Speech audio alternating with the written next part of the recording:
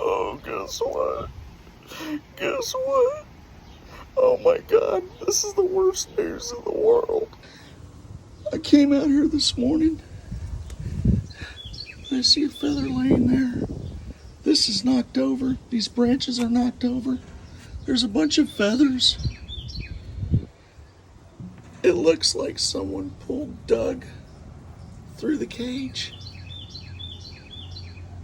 and got him. Oh my God, he wasn't safe and protected. I'm so distraught. Oh my God.